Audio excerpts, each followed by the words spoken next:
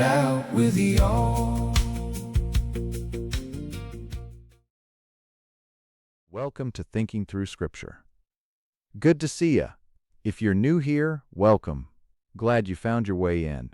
My name's Cal. Now, if you want the full backstory on who I am and what we're trying to build in this shop, there's a Watch This First video sitting right at the top of the playlist. The whole series is framed to roll out in order, one stone stacking right on top of the last one. But if you're like me and you don't much care for folks telling you how to drive, you just stay right here. We'll give you plenty to work with. Just keep in mind, if you do happen to get turned around in the woods, that playlist is always sitting over there to help you get your bearings. Let's get into it. In the last episode, we laid some groundwork.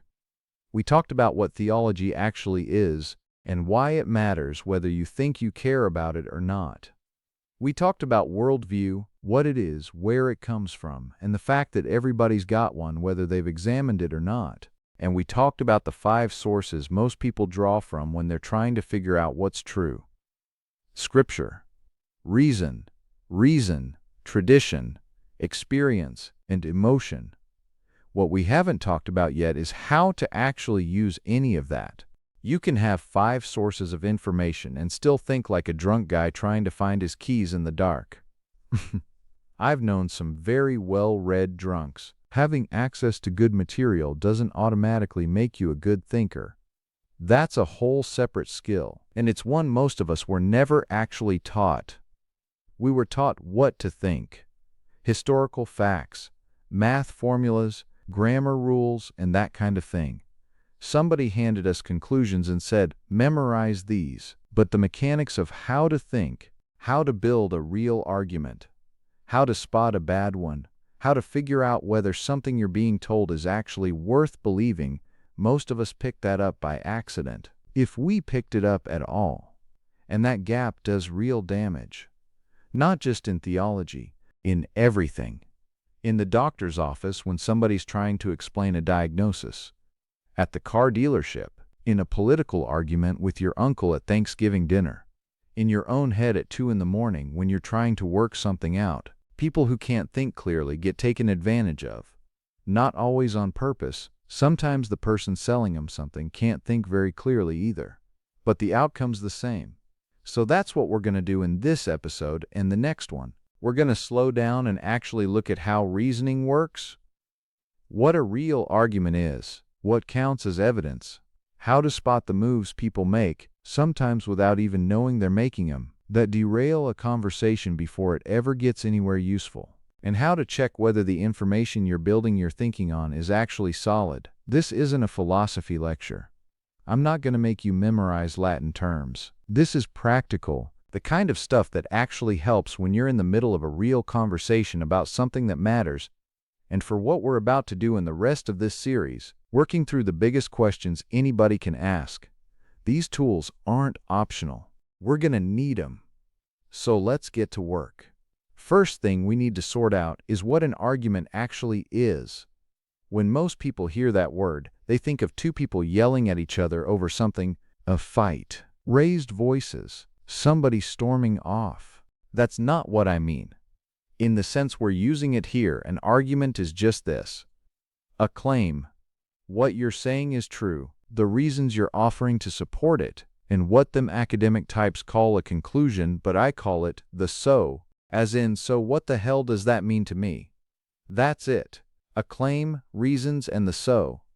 Simple example. It's gonna rain this afternoon. The clouds have been building since morning. The barometer's been dropping, and the weather gal said 70% chance after 2. That's an argument.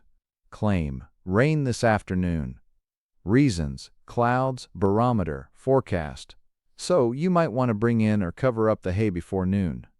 Nobody's upset. Nobody's attacking anybody. It's just a person offering reasons for a position. That's all an argument ever is at its core. Now, why does this matter? Because the moment you understand that an argument is built on a claim plus reasons, you can start asking the right questions about it to get to the right so, instead of emotionally reacting to whether you like what somebody's saying. You can ask, what exactly are they claiming? What reasons are they offering? Do those reasons actually support that? That's a completely different kind of conversation than most people are having. Most people are reacting to tone, to tribal signals, to whether the person saying it is somebody they already trust or already distrust. And that means they're not actually evaluating the argument, they're evaluating the person, which is a problem we'll come back to in a few minutes. But first, there's a piece of this that trips people up more than almost anything else. And that's the difference between a valid argument and a sound one. A valid argument is one where if the reasons are true, the so follows. The logic holds together. The plumbing works. A sound argument is one where the logic holds and the reasons are actually true. You can have an argument that's perfectly valid. The logic is airtight. But if one of the claims is wrong, the so falls apart. Here's a plain example. Fella claims all birds can fly. He gives you his reasons. Every bird I've ever seen can fly. They've all got wings built for it. So he hears about penguins for the first time and his so is, well, penguins must be able to fly too. But what you don't know is this poor fella lives way back in the hills. No internet, never been off his farm. He just found out about penguins 5 minutes ago and doesn't know a damn thing about them. Based on the best sources, reasoning, tradition, and experience he's got available to him, that logic is valid. If both claims were true, the so would follow. But his reasons are wrong. He doesn't know it, and he's not intentionally trying to mislead anybody. He sincerely believes they're true, but that doesn't make them true in the slightest. Not all birds can fly, so the argument is valid, but it is definitely not sound. And, of course, penguins can fly is still false. I did not expect to say the word penguin this many times in a theology series, and yet, here we are. Anyway, making sure the argument is sound matters because people will sometimes make a technically logical argument built on a claim that doesn't hold up. And if you're not paying attention to both the logic and the truth of the claims, you can get walked right into a so you shouldn't accept. So when somebody makes an argument, you've got to be checking two things. Does the so actually follow from the reasons? And are the reasons actually true? Both questions matter. Neither one alone is enough. Now let's talk about something that sounds simple but is probably the single most practically useful thing in this entire discussion. The difference between assertion and evidence. An assertion is a claim stated without support. This is true, full stop. No reasons offered, no evidence provided. Just the statement, delivered with whatever confidence the speaker can muster. Evidence is what you offer that gives somebody an actual reason to believe the claim is true, a fact or set of facts they can actually go and confirm for themselves. These two things get confused constantly, and a big part of why they get confused is that some people are very good at delivering assertions in a way that feels like evidence. Confidence isn't evidence. Volume isn't evidence. Repeating something over and over and louder isn't evidence. It's obnoxious, but not evidence. The fact that a lot of people believe something, that's not evidence either. And even the fact that a smart person said something once isn't evidence. Now, I want to be careful here because I'm not saying those things are worthless. If a doctor with 30 years of experience in a field tells me something, that's worth taking seriously, but it's not the same as evidence. It's a reason to go look for evidence. It's a reason to take the claim seriously enough to investigate. It's not a reason to just accept the so on the spot. I learned this the hard way working in critical care. You'd have a patient in the ICU, and somebody, sometimes a very experienced somebody, would make a call about what was going on with him and what we should do about it. And if you just deferred to the authority in the room without asking what the actual evidence was, you could miss something. Sometimes something important. The right question is never just who's saying it. The right question is, what's the actual reason to believe it? So what actually counts as evidence? That depends some on the kind of claim you're evaluating. For an empirical claim, something about the physical world, you're looking for observable, repeatable, testable data. For a historical claim, you're looking at documentary evidence, eyewitness testimony, physical artifacts, and corroboration across multiple independent sources. For a logical claim, you're checking whether the reasoning holds together, whether the so actually follows from the reasons. For a moral claim, it gets more complicated, and that's a whole conversation we'll have later in this series. The point right now is just this. When somebody makes a claim, the first question you should be asking is, what's the actual reason to believe that? Not, do I like this person? Not, does this fit what I already think?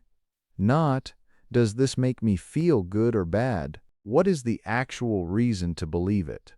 Get in the habit of asking that question and you will think more clearly than 90% of the people you'll ever argue with. Which brings us to burden of proof. This one's important and it gets abused constantly, especially in conversations about God, which is exactly why I want to nail this down right now before we even really get there. The burden of proof is pretty simple in principle. Whoever is making a claim is responsible for providing the reasons to believe it. If I tell you there's a horse in my barn, I'm the one who needs to show you the horse. You don't have to prove there isn't one. I made the claim. The burden's on me. That sounds obvious, but watch how fast it gets flipped in real conversations. Someone might say, you can't prove God doesn't exist. True, but that's not inherently an argument for God's existence. It's just pointing out that a negative hasn't been proven. You can say that about almost anything. I can't prove there isn't a teapot orbiting the sun somewhere between Earth and Mars, but that doesn't mean you should believe there is one. The burden is on the person claiming the teapot, not the person doubting it. Now, and this is where it gets more nuanced, the burden of proof doesn't mean that the person making a claim has to prove it beyond all possible doubt before it's worth taking seriously. It means they need to offer some reason to believe it, some evidence, some argument, something, and the strength of evidence required scales with the size of the claim. If you tell me you had eggs for breakfast, I'll take your word for it. The stakes are low. It's plausible. I have no reason to doubt it. If you tell me you saw somebody walking out of the bank with a garbage bag full of cash, I'll probably believe you, but I'm going to watch the news tonight before I go repeating it to anybody. If you tell me you were abducted by extraterrestrials last Tuesday, I'm going to need considerably more than your word on that one, and probably a note from your psychiatrist. The principle is sometimes put this way: extraordinary claims require extraordinary evidence, which is just another way of saying the bigger the claim, the more work it has to do to earn belief. This cuts both directions in theological conversations. The claim that God exists is a significant claim. It deserves serious reasons. But the claims that the universe created itself from nothing, or that consciousness is just a byproduct of matter with no real explanation, those are significant claims too. They carry a burden of proof as well. We're not going to let one side off the hook and hold the other to an impossible standard. That's not thinking well. That's just picking a team. When we get into the next part of this series and start asking whether there's anything out there at all, we're going to apply this evenly. Every claim on every side is going to have to carry its own weight. That's the only honest way to do it. Now I want to talk a bit about the ways reasoning goes wrong. There's a whole academic field dedicated to cataloging logical fallacies, ways that arguments break down. Don't worry, I'm not going to make you memorize all of them. There's no test at the end. We're just going to cover some of the ones that show up constantly in everyday conversations. In political arguments, and specifically in theological discussions, because these are the moves you're most likely to encounter and most likely to accidentally make yourself. None of them are exotic. You've seen every single one of them, probably used a few of them too. I know I have. Let's go through them one at a time. The first one is called ad hominem, Latin for to the person. Now, I said I wouldn't make you memorize Latin. I didn't say I wouldn't talk about it. Ad hominem is one of those $10 words that just means attacking the person making the argument, instead of the argument itself. Things like, well, of course you would say that. You're a Christian. Or of course he thinks that. He's one of them liberal hippies. Or, Why would I listen to her? She got divorced. None of those responses actually address the argument. They're just attempts to disqualify the person making it. But here's the nuance. A person's character and credibility can be relevant sometimes. If somebody's trying to sell me a financial product and I find out they've been convicted of fraud, that's worth knowing. It doesn't automatically mean everything they're saying is wrong, but it's relevant to how much I trust their word. The difference is this: using information about a person to adjust how much you trust their unsupported claims. That's reasonable. Using information about a person to dismiss their argument without actually addressing it, that's a fallacy. The argument either holds up on its own merits or it doesn't. The person's flaws don't change the logic. This one matters in theology because people use it constantly to avoid engaging with hard questions. You'll hear, "That argument comes from an atheist," or "That scholar has liberal leanings," or "That pastor had a moral failure." Maybe all of that is true, but it still doesn't answer the argument. You still have to deal with what they actually said. Next one, the straw man. This is when you argue against a version of somebody's position that they don't actually hold, usually a weaker, easier to knock down version, instead of engaging with what they actually said. Somebody says, "Christians think the earth is 6,000 years old and dinosaurs are fake." Okay, sure, some do, most don't. And arguing against the ones who do doesn't address the ones who don't. Somebody else says, "Atheists just want to live however they want with no accountability." Maybe some, but that's not an argument. That's just a caricature. The straw man is tempting because it's easier. It's a lot easier to demolish a bad version of someone's argument than to engage with the strongest version of it. But you haven't won anything when you've done that. You've just proven you can knock over something nobody was actually defending. The discipline here, and it is a discipline, is to engage with the strongest version of the opposing argument. Not the weakest one you can find. Not the dumbest person who holds the view. The best case for the other side. If you can't defeat the best case, you haven't actually won the argument. And if you can defeat the best case, that's worth something. Third, the false dilemma, sometimes called a false binary. This is when somebody presents a situation as having only two options, when in reality there are more. This one sounds like, you're either with us or against us. Either you believe the Bible is literally true in every detail, or you don't really believe it at all. Either science explains everything, or religion explains everything. These are all false choices. Reality is rarely that tidy. The false dilemma works by making you feel like you have to pick a side, and then making one side look obviously wrong so you land on the side they see as right. But if the dilemma itself is false, if there are actually 3 or 4 or 10 options, then the whole setup collapses. The question to ask when somebody presents you with a binary is, are those really the only two options? Almost always, they're not. Fourth, appeal to authority. We touched on this earlier when we talked about assertion and evidence. An appeal to authority is when the argument is essentially, this smart or important person says it's true, therefore it is true. Now, don't get me wrong, expertise matters. I'm not saying completely ignore credentials. What I am saying is that credentials aren't everything. I've known some spectacularly stupid people who had walls full of degrees. If 97% of scientists agree on something, that's worth taking seriously. If a theologian who spent 40 years studying a text says something about it, that carries weight. The fallacy isn't taking expertise into account. The fallacy is substituting authority for evidence. "My pastor says so" is not a reason to believe a theological claim is true. It's a reason to go look at the actual evidence your pastor is presumably drawing from. Experts can be wrong. Experts can have conflicts of interest. Experts in one field aren't automatically experts in another.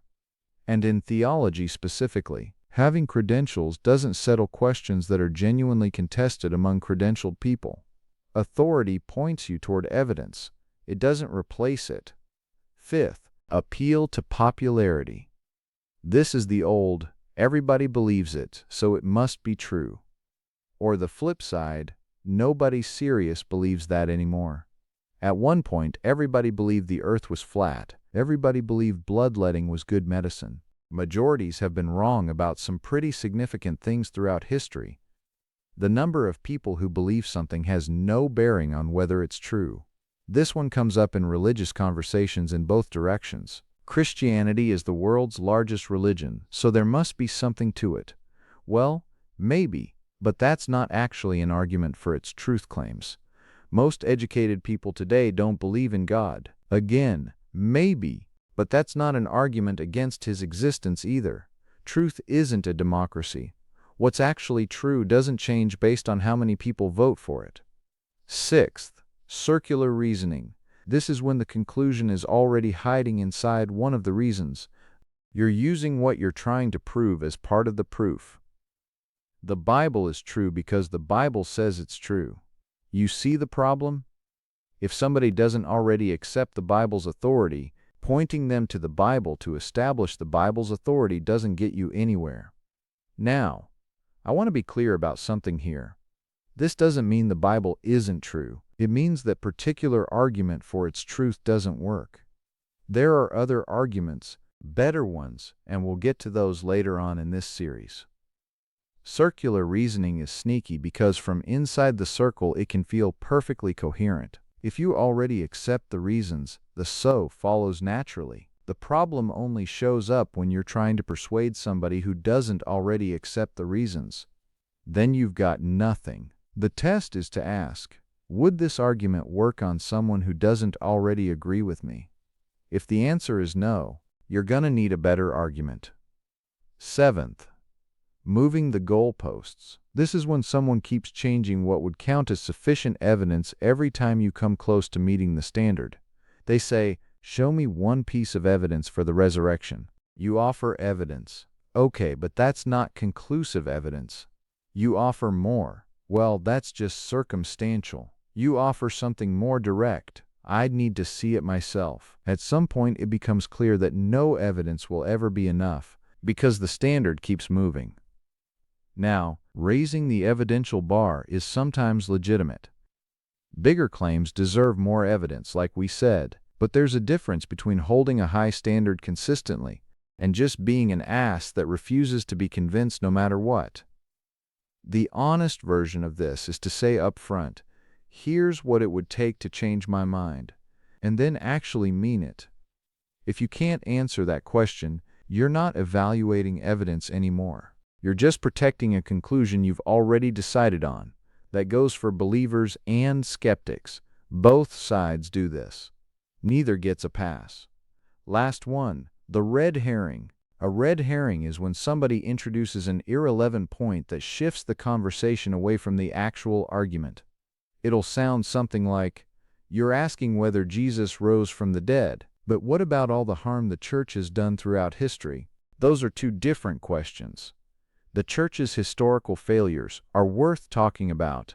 We will talk about them, but they don't have anything to do with whether the resurrection happened. A church that does terrible things could still be built around a true story. A church that does wonderful things could still be built around a false one. The two questions are separate. Red herrings work because they're usually interesting. They're not random nonsense. They're related enough to the topic that people follow the trail. But they pull the conversation away from the actual point. When you feel a conversation drifting, it's worth stopping and asking, wait, what were we actually talking about? Are we still talking about that? If not, how'd we get here? I want to say something about all 8 of these before we move on. Knowing the name of a fallacy is not the same as winning an argument. Some people learn this stuff and immediately start using it like a weapon. That's an ad hominem, or you're straw-manning me. Fake. Technically they might be right, but they've also just turned a conversation into a game of gotcha, and the other person is now on the defensive instead of thinking. The whole point of knowing these isn't to catch people out. The point is to recognize when a conversation has gone off the rails, including when you're the one who ran it off, and to steer it back towards something useful. Use these tools to think better, not to win. There's a difference. All right, one more section for today, then I'll shut up. We've talked about what arguments are, what evidence is, how burden of proof works, and some ways reasoning breaks down. But all of that assumes you've got decent raw material to work with in the first place. And that brings us to the question of sources. Where are you getting your information, and how do you know whether it's worth trusting? This is more important right now than it's probably ever been in history. Not because people are dumber than they used to be, though I'd say there's a rather strong argument to be made for that, but because the volume of information available now is so enormous, and so much of it is wrong, and so much of what's wrong is presented with complete confidence that the old shortcut of, well, I read it somewhere, doesn't cut it anymore. So, here's a working framework for evaluating sources. First, who's saying it? And what do they actually know? Not just credentials, although credentials matter. Domain expertise. Is this person actually qualified to speak on this specific thing?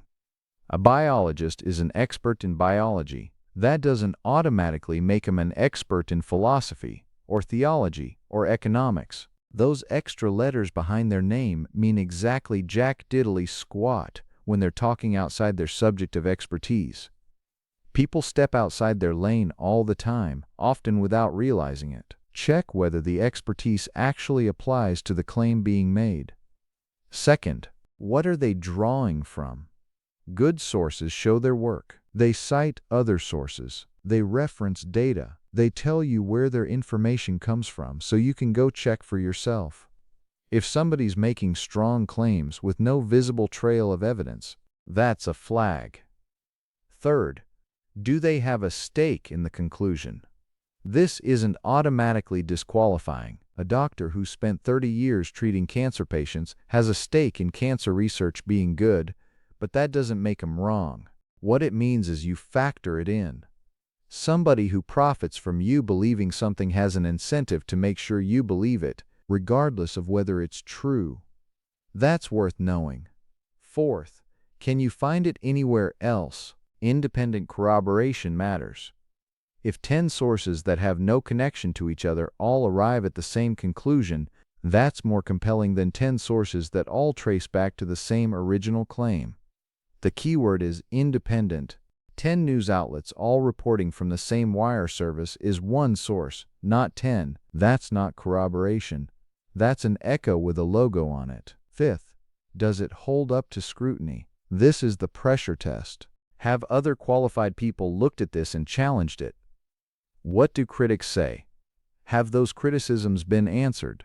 A claim that's been seriously challenged and survived the challenge is worth more than one that's never been tested. I've got to say something practical here. You are not going to do all 5 of these for every piece of information you encounter. That's not realistic. You'd never get anything done. What you're building is a habit of mind, a general posture of, where did this come from, and does it actually hold up? Most of the time that's a quick instinct, not a research project. But when something matters, when you're about to make a decision based on it, or repeat it to somebody else, or build a theological position on top of it, that's when you slow down and actually run the checklist. In this series, we're going to be dealing with claims that matter, big ones, about God, about human nature, about what's actually true and what isn't. The stakes are about as high as they can get. So we're going to try to hold our sources to a real standard, even when, especially when their sources we're inclined to trust. So let's wrap this up for today. We've covered what an argument actually is, a claim plus reasons and a so, and the difference between logic that holds and reasons that are actually true. We've covered what evidence is and what it isn't, and why confidence and volume don't count. We've covered burden of proof, who has to prove what, and why that applies evenly to every side of every question we're going to tackle. We've gone through 8 of the most common moves folks will use, some deliberate, some not, to derail a conversation before it ever gets anywhere useful. and why knowing them is about thinking better, not winning arguments. And we've talked about how to evaluate whether a source is actually worth trusting. In the next episode, we're going to take all of this and talk about how it actually works in practice. As a human being with feelings, history, and something at stake in the answers, how to reason well when you're scared, or grieving, or angry, how to actually form a position rather than just react to one, how to change your mind when the evidence calls for it, and how to say what you actually think in a way that moves a conversation forward instead of blowing it up. That's where we're headed, but I think I've given you enough today to keep your noggin spinning until we meet again. Thanks for stopping by today. Before I let you get back to your day, I just wanted to say, thank you. It really means a lot to me that you'd take the time to sit here and listen to my yapping. Time is the only thing they're not making any more of. So thank you for spending a little bit of yours with me. Do me a favor, would ya? Do the YouTube dance, hit the thumb, the subscribe button, and the little bell. It'll really help us out. And leave me a comment. Tell me what you liked, what you didn't like, what you want us to go over. Hell, tell me what you're having for dinner if you want. I want to get to know ya. I'll see you next time. Until then, take care. I don't have all the answers, never claimed to know it all. Just an old farm kid still learning, working it out with y'all.